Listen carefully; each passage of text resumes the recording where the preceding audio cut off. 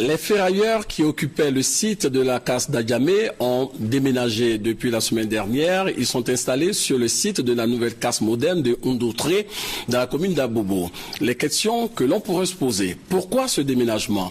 Comment se déroule l'installation de ces milliers d'artisans ferrailleurs et garagistes? Autre interrogation: quel est l'apport des ferrailleurs, acteurs du secteur informel dans l'économie nationale? Des éléments de réponse dans ce numéro d'Eco Plus avec Francis Boifou.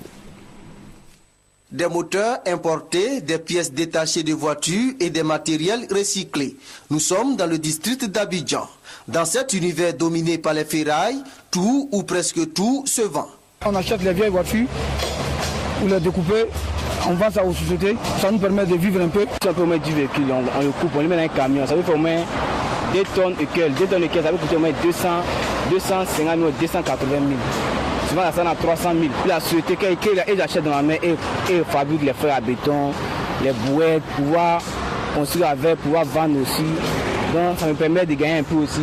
Ces ferrailleurs contribuent à l'essor économique de la Côte d'Ivoire. Il y a 3 ans, nous avons vu les chiffres qui tournent autour de plus de 150 milliards que le secteur de la ferraille apporte à l'économie de la Côte d'Ivoire.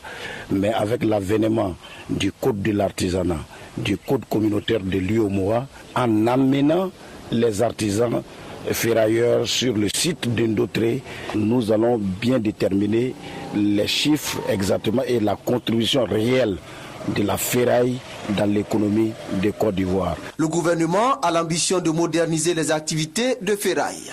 Après l'opération de recensement des box dans la commune d'Adjamé, des kits d'accompagnement ont été remis à plus de 3000 ferrailleurs.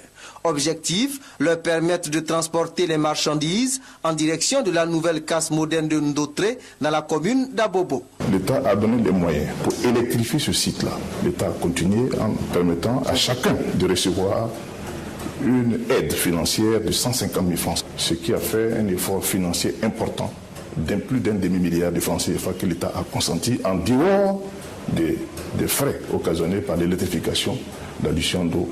En plus des raisons liées à la modernisation de leurs conditions de travail, les ferrailleurs d'Adjamé ont déménagé sur le nouveau site de Ndoutré pour permettre le démarrage des travaux de la nouvelle gare moderne. L'opératrice en charge de la construction des magasins devant accueillir les artisans rassure que des box sont disponibles. Nous devons construire 3300 magasins. À ce jour, nous sommes à 700 magasins prêts.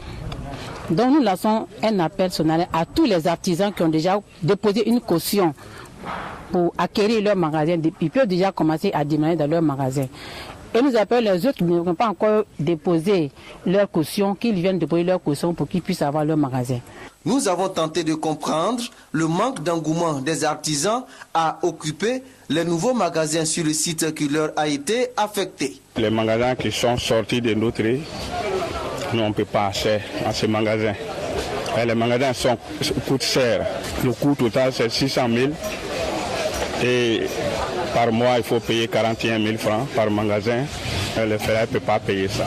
Le magasin coûte 600 000 francs.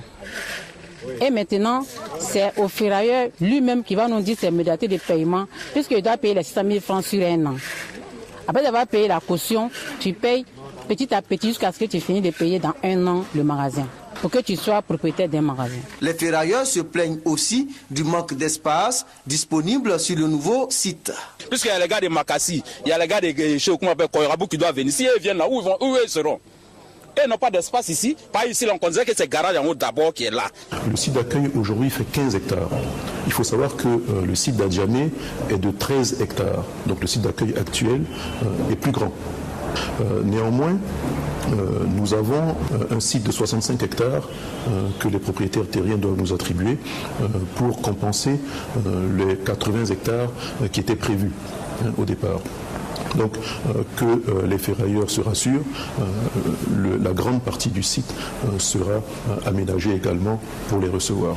Pour le ministre Jean-Louis Billon, le déménagement des ferrailleurs de l'ancienne casse d'Adjamé et leur installation sur le site de la casse moderne d'Abobo marque le démarrage d'une opération d'envergure. Toute ville doit considérer l'urbanisme commercial.